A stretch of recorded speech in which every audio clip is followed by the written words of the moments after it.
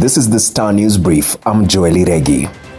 Opposition Chief Raila Odinga has resorted to a multi-pronged approach in keeping President William Ruto on his toes days after a ceasefire deal that could be teetering on the brink of collapse.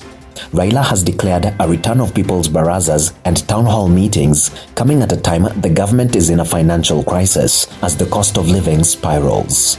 The first town hall meeting will take place on Thursday in Nairobi, followed by a rally at Kamkunji grounds on Sunday.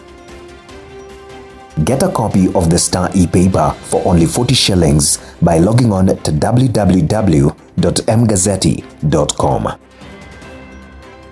The funding crisis at the Higher Education Loans Board has turned for the worst as past beneficiaries continue to default on loan repayments. A new audit report has revealed that the matured loans yet to be repaid by past beneficiaries had risen to 41.4 billion shillings as at June 30th, 2021. The details emerged at a time HELB has been facing a financial crunch, with the studies of 140,000 students in universities as well as technical and vocational education and training centers in jeopardy. The Commandant of the General Service Unit, Douglas Kirocho Kanja, is the new Deputy Inspector General of Kenya Police. Kanja emerged top after interviews by the National Police Service Commission last week.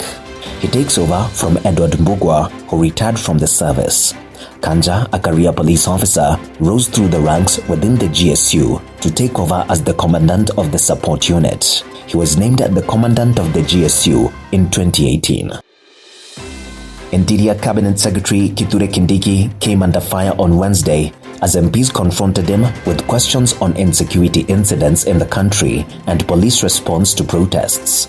MPs closed ranks during the maiden question time in Parliament and pressed the CS hard on how the state has handled the banditry crisis in the north and protests, including the recent ones by Azimio. The lawmakers confronted the Interior CS with claims of double standards in dealing with lawlessness, dismal returns in the war against bandits, and extrajudicial killings. As Assistant Chief of Kodich area in Pokot, Felix Amedo was a zealous enforcer of government policy that proscribed chang'aa brewing and selling. Arrests here, ambushes to chang'aa dens there, and prosecution of some perpetrators. His name got known, and he also got feared in equal measure. But not all villagers applauded his efforts. On December 11th, 2015, some of his chang'aa brewer neighbors had enough. At about 8 p.m., the administrator was at home with his family, his wife Elizabeth, and their small child. Get a copy of the Star e-paper for only 40 shillings by logging on to www.mgazzetti.com.